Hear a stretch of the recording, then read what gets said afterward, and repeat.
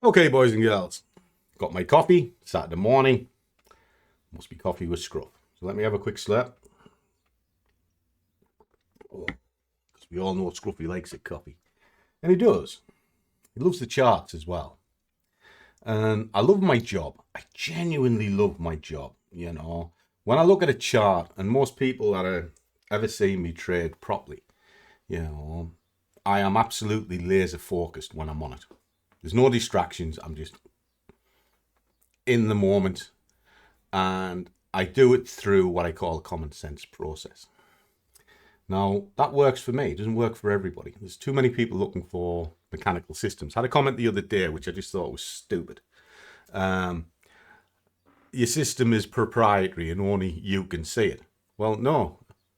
In the video where that was mentioned, I told you exactly what I was going to be doing. Exactly. I showed you where the highs were. I showed you where it came from.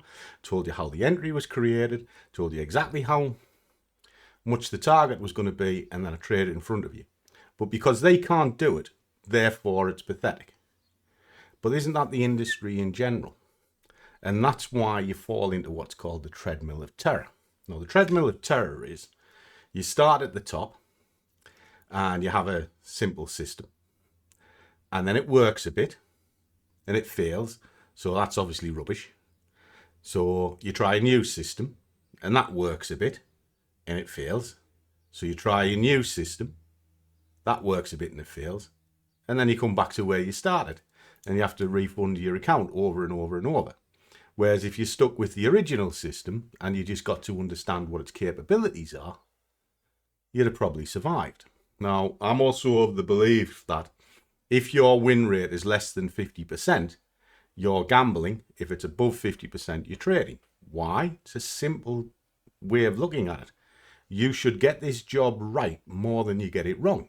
And if you're getting it wrong more than you're getting it right, you're basically not very good at this job because you're not able to read the markets. But why can't you read the markets? Because you're not looking at a longer term forecast. And that's where we're going to go with this. Now, there's a lot of chat about my trading slush fund. Now, I call it a slush fund because it is liquid. It means I can get hold of it when I want it, but it's also working for me. And I also have it wrapped up in that way because it's tax efficient.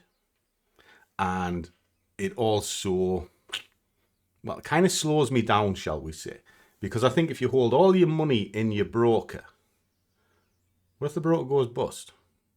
What if you go bust? In other words, your head has a little bit of a brain fart and you decide, oh, I'm going to keep on going with this trade, even though you know it's wrong, and you blow your account out. Well, if you've only got a certain amount of money in there in the first place, you can only lose a certain amount of money.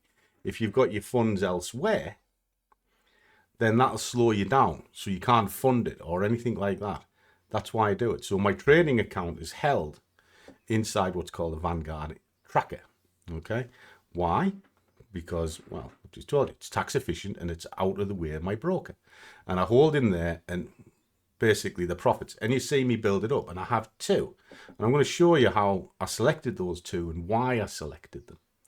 Because there is a thought process. Because again, I get pulled apart. This. You should be doing this and you should be doing that. Why? It's not yours. It's mine. I'll pick what I want. You pick what you want. It's that simple. It's like when I go to market to trade something, people argue with me all the time. This market's going to do this. Is it? Is it really? Because I don't know if it is. I've got a surmise that it's going to be because I can see roughly what's going on. But can I tell you what's going to happen next week? Of course I can't, because that's the future. But what I can do is I can make a logical decision on what I see right now. And that's it. Okay, so it's why I'll never understand why people argue about anything sort of on the charts. This system's the best, is it? Who says? You said it? Okay. Do you make money from it? Yeah. Well, then it's the best for you. Can I make money from that system you're talking about? No. So it's not good for me. But can I use GoldenEye? What I use? Definitely can. Can I use red light, green light? Definitely can. Can I use +1, -1? Definitely can. Can I use the push? Definitely can. Can I use the river? Definitely can. Now you'll be going scratching your head. What's that all about?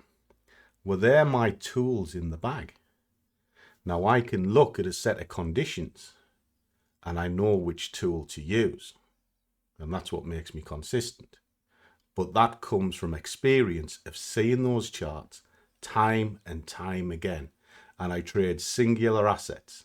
And what I mean by that is I don't jump from chart to chart to chart all the time. I'll zone into one and I'll trade that singular asset, because if I don't, I'll get confused. And that's why I do it. So pick the asset that I think is best, and then I apply the right tool to the right job. Simple. Let me show you something. So if I flick this down, you will see a spreadsheet here. Now, it might make much sense. Now, give me a second, because I'm going to switch on my Vanguard so I can just back this up. Give me just a sec. Okay, done that. I'm going to come back to this in just a second. So what you'll see is I have, well, basically 123,679 is my trading funds. And it's broken into two pots. Now, one pot is the one that I use all the time, which is this one. It's the global all cap. And I'll show you the weighting behind that. And then there's this one here, which is, I call it an emerging markets. It's got exposure to emerging markets. It's ethical, but it's Northern America. But it's still a global all cap. But there's another reason why I pick it. Okay. Let me kind of explain. So if I come back to this, these are the pots that are available to me on a risk factor of 5 and 6 that are global. Okay. So if I come back to here and we go up into the list of funds, all right, and this is a way to work around it as well. You can click sort of past performance if you wish. I don't want ready-made portfolios. I want ones with exposure that I can pick myself rather than somebody managing it. So I want a global fund, and you can go 5 and 6 because they're where I'm at. But I also want indexed, and I want accumulation. What that means is whatever it's making goes back in the pot. All right, makes life easy for you. And then you've got 11 results. Okay, out of those 11 results, you can take out sort of the life strategies, etc. Simply because I want to do this myself. And what you're left with is with a bunch of pots here. Okay, well, all they're here. So dropped on there and sort of on the 11th, because you can update it as and when, but the last time I did this was the 11th of July.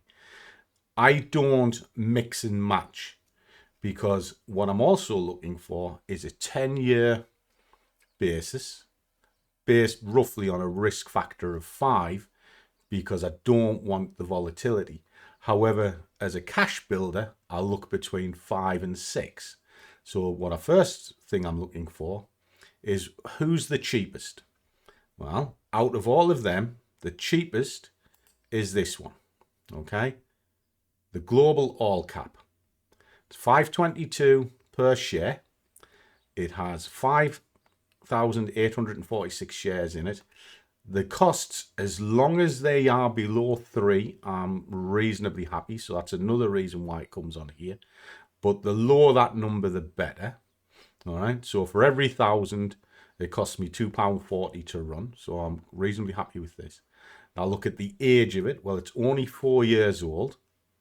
So what I had to do was kind of work out what the last running 3 years was, which is here. So it's stable, because I look for stability as well. What's stable? In other words, these are not erratic, because you can look at some funds and they're all over the place. You know, it's not what you want. And it comes down with a decent return. Okay. So I'm happy with that. So I picked that because it was cheap.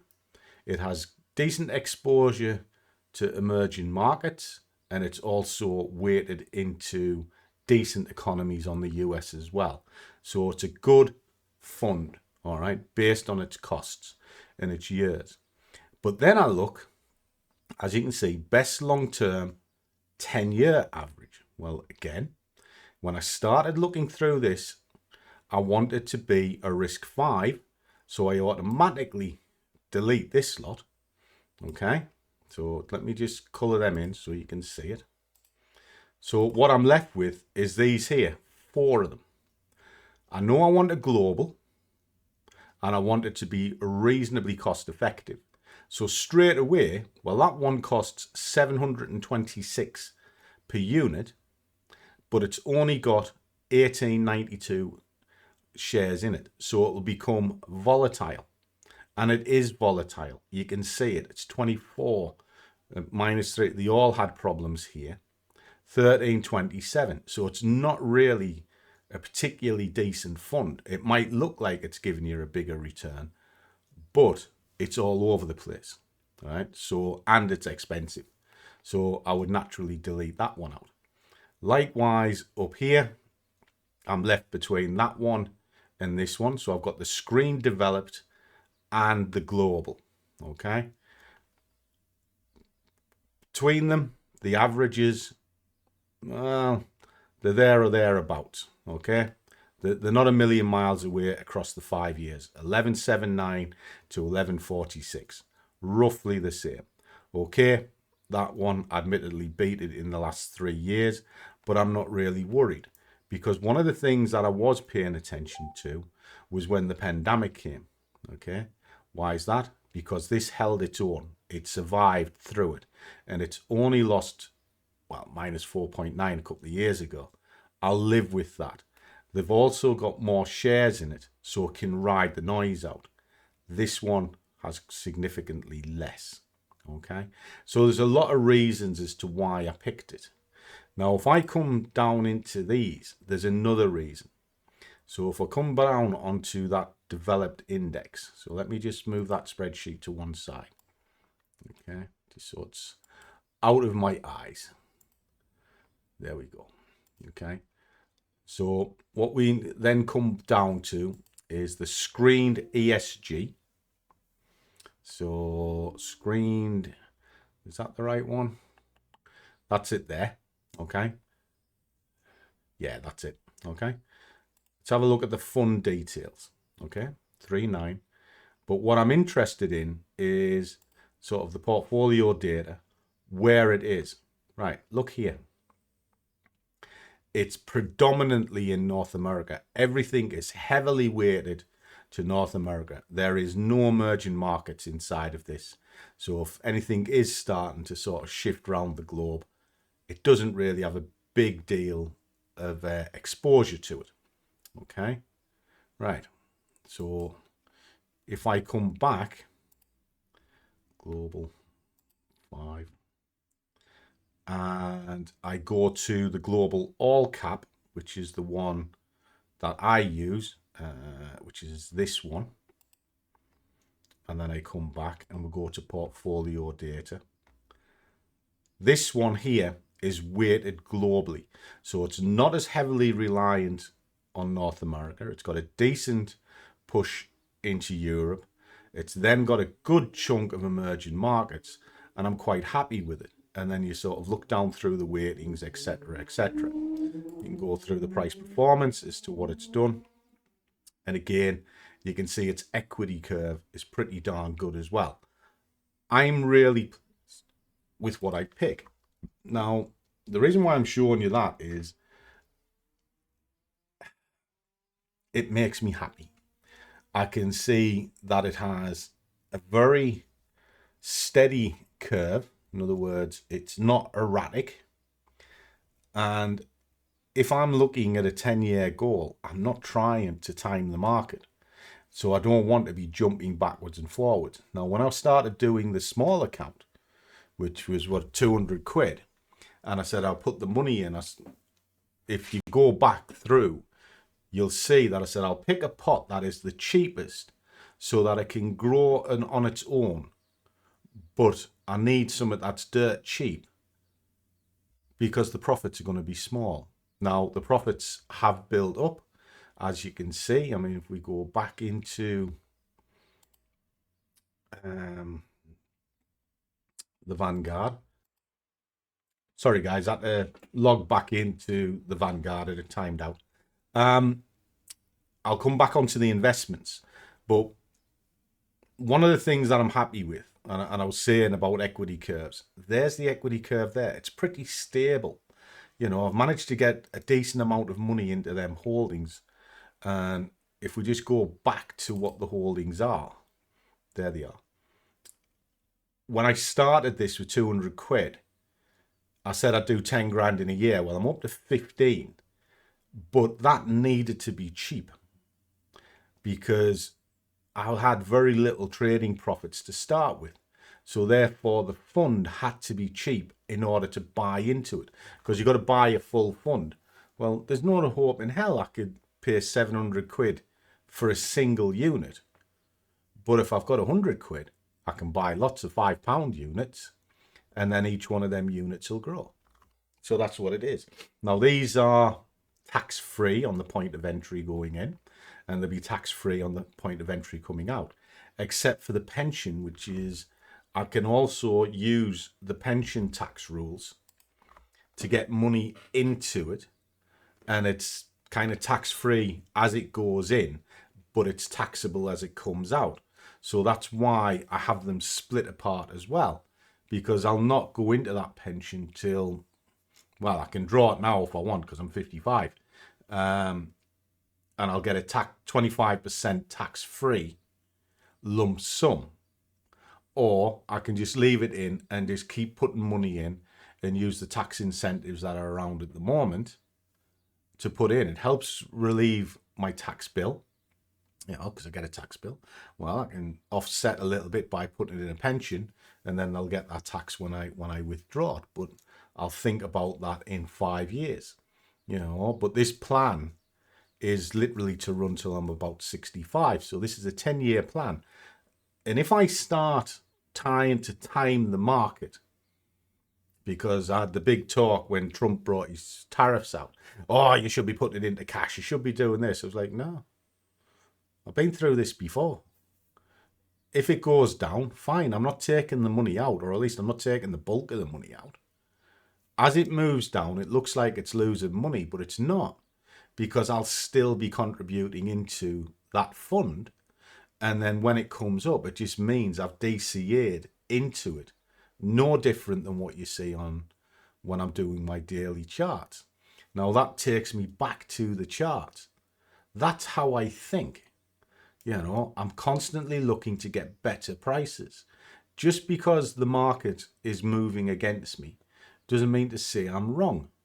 Well, don't get me wrong, if I get caught, I get carted out.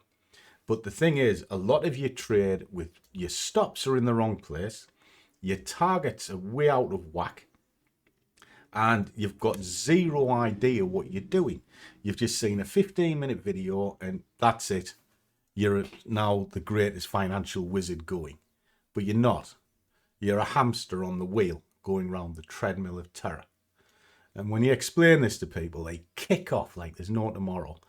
And to be honest, it wears thin after a while. And people say, you just twist all the time. Tell you what, right? For 365 days, every single hour, you get your phone. And every time you switch it on, there's a death threat. There's abuse, and there's constant whinging.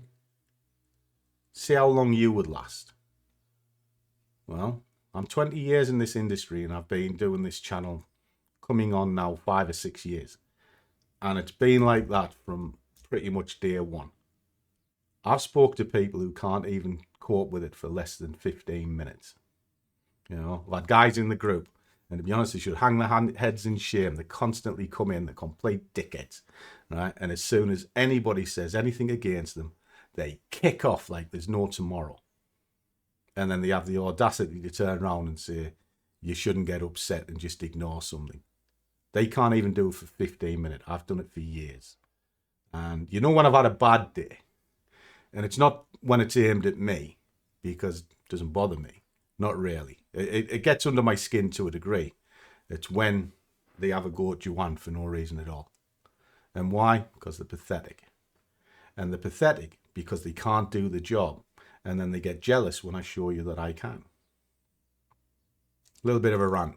I haven't done a scruffy rant for ages. Maybe I've mellowed a little bit, boys and girls. And to the question of why watch the channel, don't watch it. It's as simple as that. If you don't like it, don't watch it. Will I miss you? No, I won't. The channel is for me, period. I do it for my own enjoyment, and that's where it starts and ends. And when I stop enjoying it, I'll stop the channel. And I won't change my financial status one bit. So that's something to think about. So, I don't know. Strange one today, strange one. These videos are never scripted. They're just an idea or answering a question that somebody's given to me. And off I go. And that's it. Anyway, boys and girls, have yourself a good one. I'm going to enjoy this one.